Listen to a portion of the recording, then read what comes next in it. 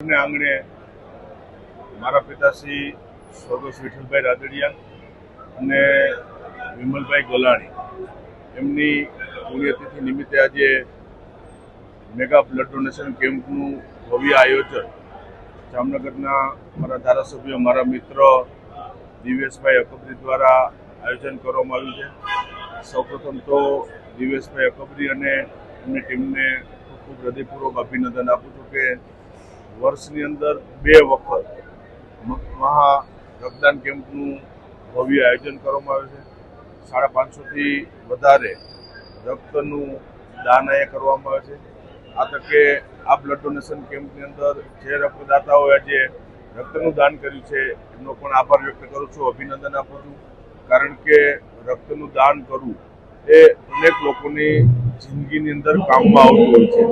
અત્યાર સુધીના વિજ્ઞાનની અંદર ગમે એ વસ્તુ સ્વાભાવિક રીતે બની જતી છે, પણ બ્લડ રક્ત એવી ચીજ છે કે જ્યાં હજી સુધી એની કોઈ ફેક્ટરી નથી અને એનું દાન કરવું એ માનું છું કે અલગ અલગ જગ્યા ઉપર અનેક નાના માણસોને જરૂરિયાતમંદ લોકોને કામમાં આવતું હોય છે।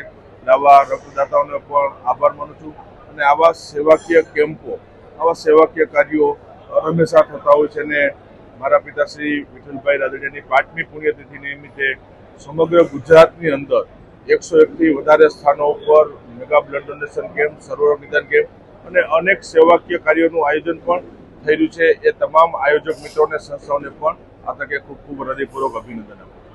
ટૂંક સમયમાં મંત્રીમંડળનું વિસ્તરણ થવાનું છે, તમે મંત્રીમંડળમાં સ્થાન પામશો? નતું કે આ બ્લડ ડોનેશન કેમ્પનો કાર્યક્રમ છે અને એ સમયે પાર્લામેન્ટરી બોર્ડ નિર્ણય લીધો છે। જયેશભાઈ, થોડા સમય પૂર્વે એ પ્રશ્ન નથી અહીંયા અને અત્યારે બ્લડ ડોનેશન કેમ્પની અંદર હું આવ્યો છું। એ કાર્ય સારા કાર્ય સેવાકીય કાર્ય માટે આવ્યો છું। એ અહીંની વાત નથી, બહારનું પ્લેટફોર્મ છે અને એ બધા જવાબો સમય આવે ત્યારે સમય હું આપીશ,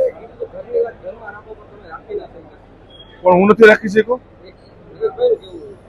તો એને પૂછજો, એને ખ્યાલ હશે। ઘરની વાત ઘરમાં જ હોય છે।